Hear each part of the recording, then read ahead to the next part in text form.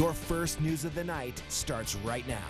This is West Dakota Fox News at 9.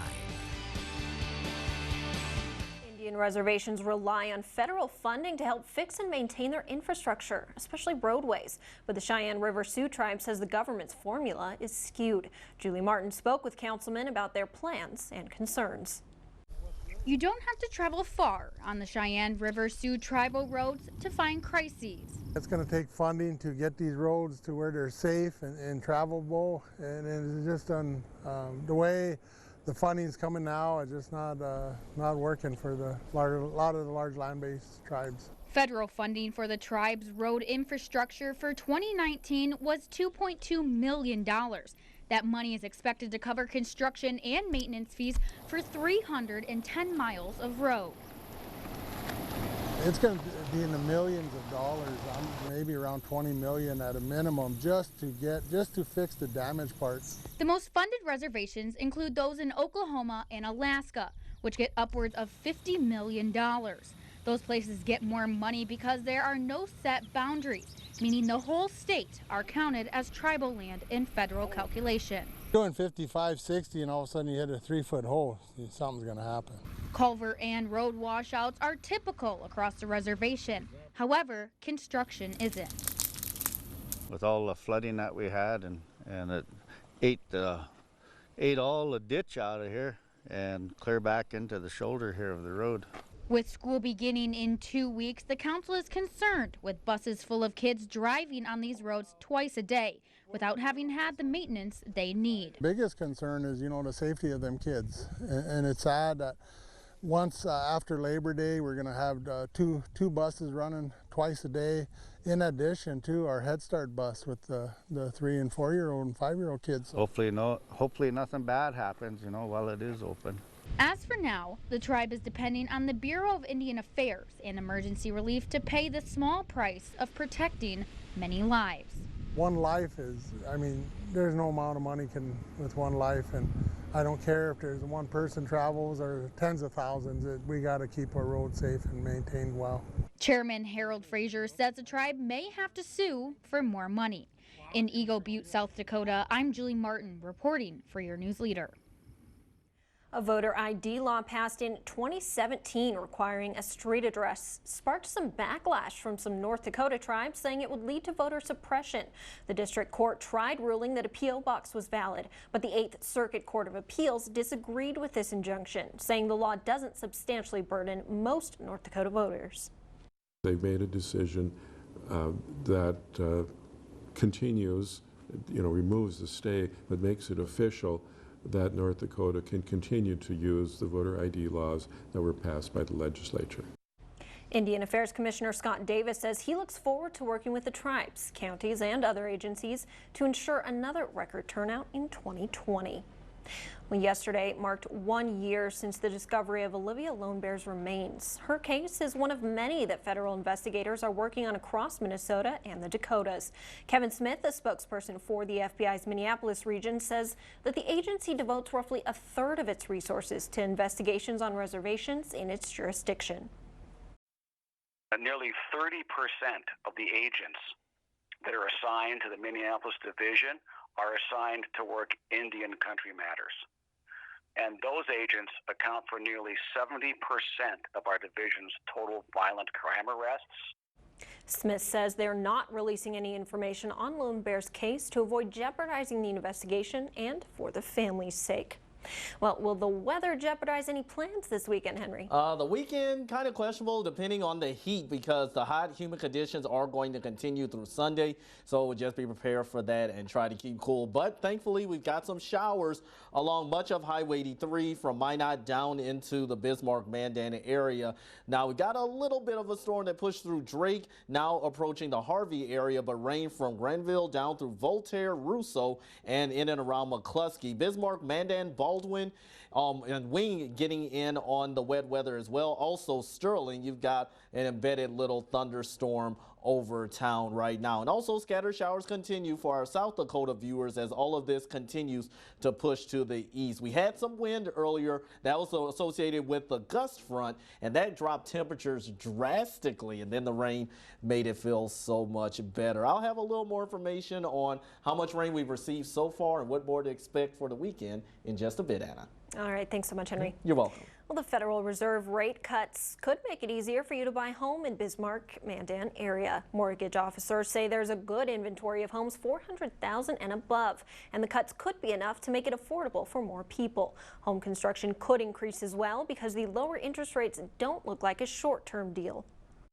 I think that a lot of people who didn't think they could afford those houses may be able to look at some of the price reductions that have happened on those listings combined with these low interest rates to all of a sudden step into a house they maybe didn't think they could afford in the past. Sheehan says there's a good chance the Federal Reserve will cut rates again. Insurance Commissioner John Gottfried says the federal government has approved his department's proposed reinsurance program for next year. The approach allows enrollees to remain in the individual market with their current plan and carrier, while a portion of their claims are reimbursed by the reinsurance pool. The program will be funded by a combination of federal funds and state assessments, and there is no effect on the enrollee. Well, August has finally arrived, meaning an assortment of new laws are now in effect. Most notably, this is the first Sunday since North Dakota became a state where stores can open before noon.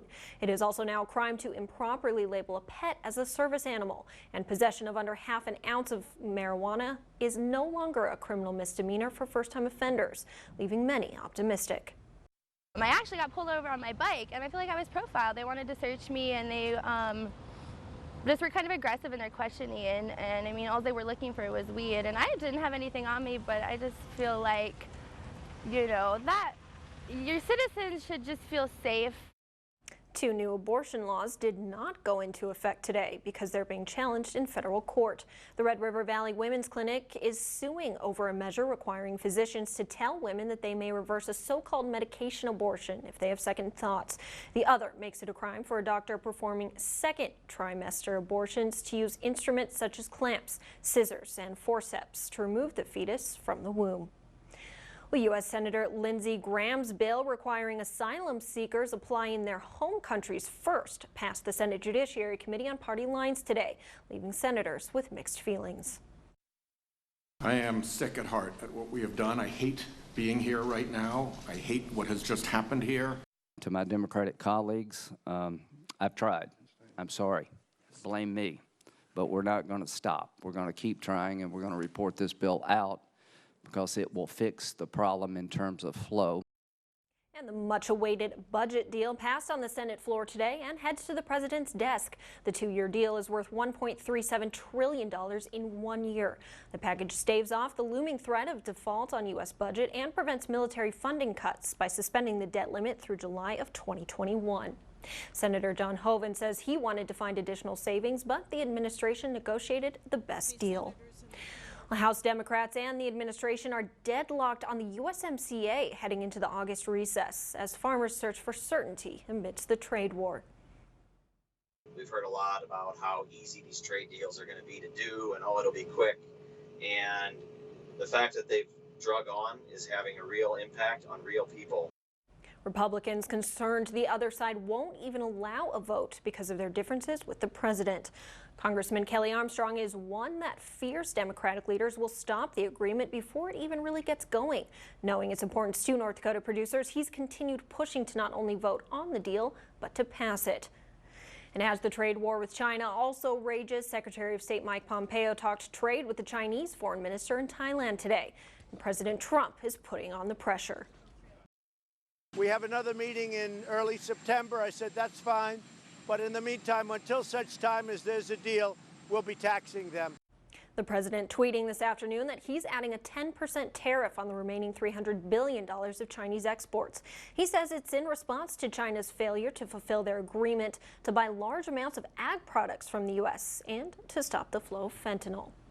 The Trump administration also making a big diplomatic push following another missile launch from North Korea, the second in 2 weeks. Greg Palcott has more. North Korea is at it again, test firing its missiles for the second time in 2 weeks and the third time in 3 months. Yesterday's test was reportedly a new type of ballistic missile, though the North claims it was a multiple rocket launcher. Secretary of State Mike Pompeo meeting with his Asian counterparts in Bangkok today, hoping to keep up the pressure on North Korea and China, the North's closest ally. What the U.S. is asking of all our Indo-Pacific partners, to maintain the sanctions that spur diplomacy with North Korea, to speak out against Chinese coercion in the South China Sea. China has significant influence over North Korea, but the Trump administration is increasingly turning away from Beijing in its efforts to isolate the North.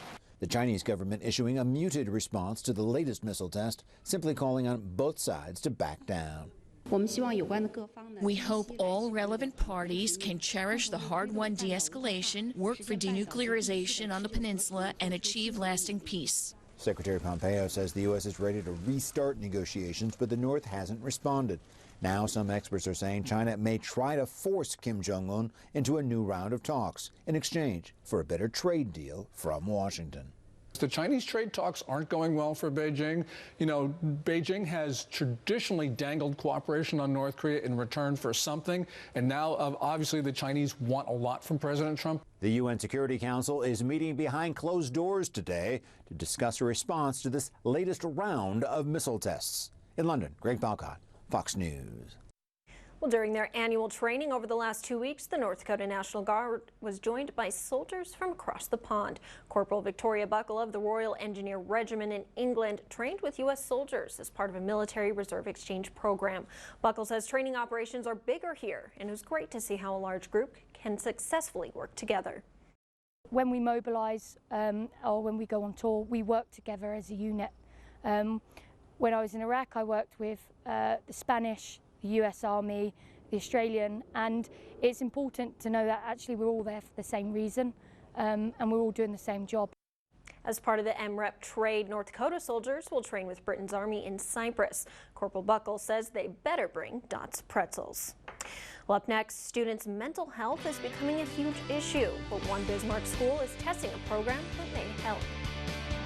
We still got some few showers across the Bismarck-Mandan area, but the worst has moved east of town. I'll have your forecast after the break. Your latest weather forecast is here on West Dakota Fox News at 9.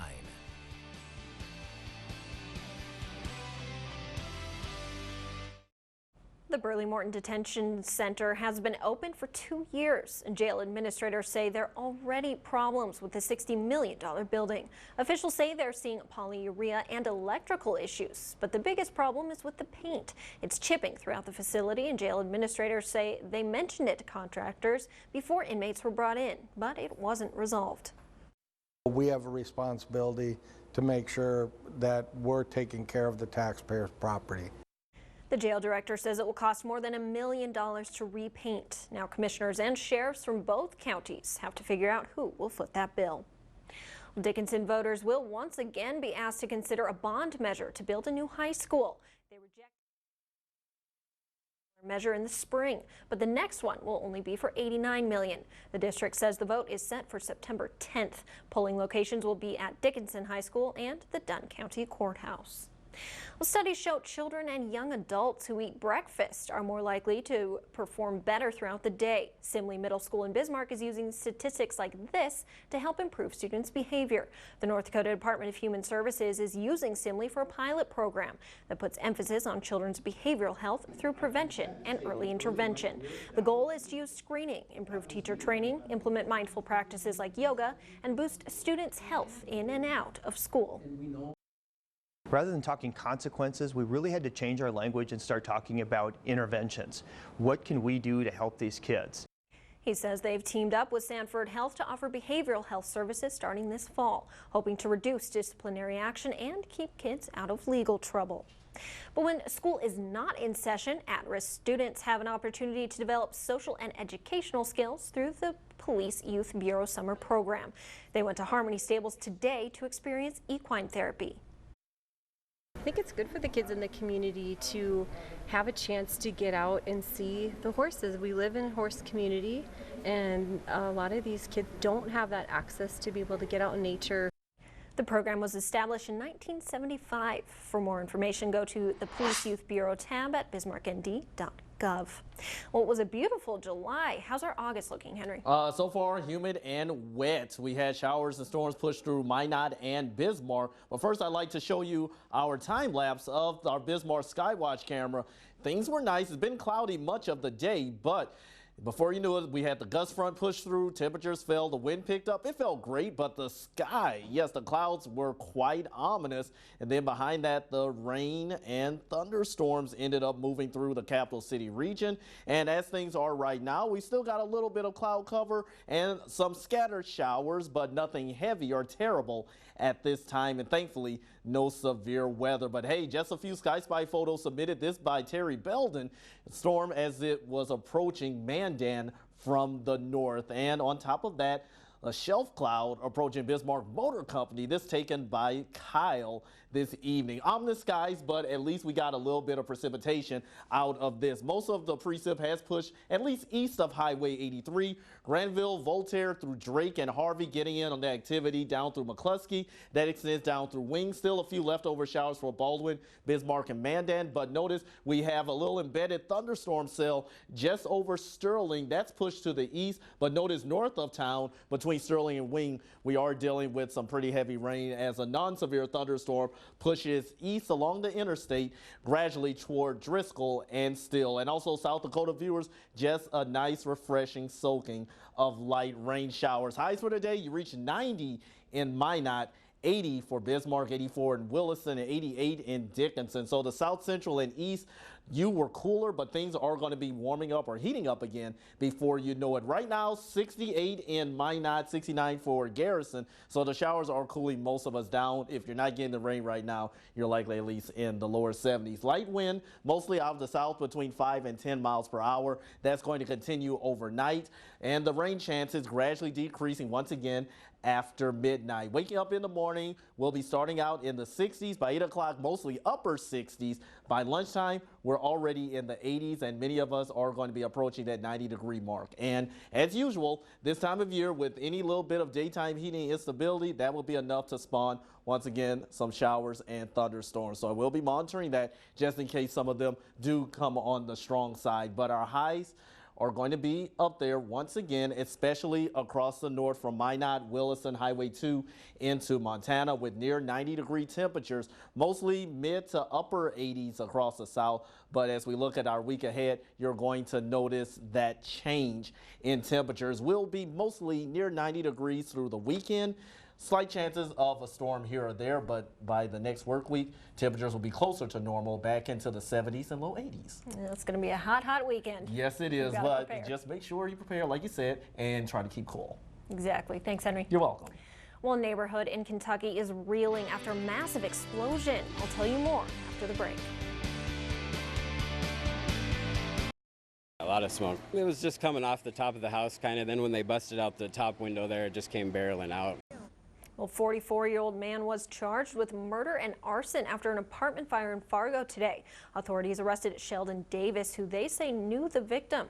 The Red Cross says at least 4 other people were forced from their homes, but no one else was hurt. Well, massive explosion rocks Lincoln County, Kentucky, killing at least 1 person. The blast also ignited at least 6 nearby homes. Stacy Cohen reports. It's so bright. A tower of fire shoots skyward from the site of a gas explosion in Kentucky. It happened around 1 a.m. Thursday. A nearby resident thought a plane had crashed. Our house started shaking. You heard a loud roar. You could feel the heat and see the light from the fire. One woman fleeing her home says the heat burned her skin and hair. When we were ran in the backs of my it's just the heat from the flames. The heat from the flames and singed my hair. Authorities blame a ruptured gas transmission pipeline. Lincoln County is about an hour south of Lexington, where some reported seeing the fire spout. Cars, asphalt, and railroad tracks melted. The searing heat also claimed the life of a 58-year-old woman. But after looking at the scene, police are grateful so many survived. The houses that are there are completely destroyed. And as you can imagine, at 1 o'clock in the morning, most people are inside asleep. and so this could have been much, much worse. The area is void of trees, grass. One of the people that were there in the scene earlier described it as looking more like Mars. Some residents may be able to return to their homes, or whatever is left of them, Thursday afternoon. I'm Stacy Cohan reporting. Well, several people were injured and a pilot was unaccounted for after a Navy fighter jet went down in California yesterday. The FA-18E Super Hornet crashed near an area known as Star Wars Canyon. The shrapnel injuring 7 French tourists who were watching military pilots make their way through the narrow canyon and what looks like Star Wars maneuvers. We were in front of the valley and the plane crashed around 50 meters in front of us. A Joint Strike Fighter wing spokesperson says the crash is under investigation, and officials confirmed the pilot was killed. Well, one of these things is not like the other. Details behind a daring landing when we come back. A plane made a dramatic landing in the middle of a busy roadway in Washington. A state trooper's dash cam caught the whole thing. We can see it come to a stop just before it goes through an intersection. The plane's fuel system malfunctioned, forcing the pilot to make the emergency landing. No one was injured and the plane wasn't damaged. That could have been so much worse, Henry. Yeah, that's definitely good news. Yes, yes. Yeah, live to tell the tale. Definitely a blessing there. Absolutely. Absolutely. Hey, here's a sci-fi photo just submitted. Double rainbow and lightning on I-94 near Bismarck. Thank you, Kenzie. We'll be showing this as well tonight at 10. But there will be slight chances of showers into the weekend, but the main focus is going to be the heat and humidity with highs near 90. Oh yeah, it's a good weekend to be on the water, I think. It sure is. Thanks so much, Henry, and thank you for watching. Have a great night.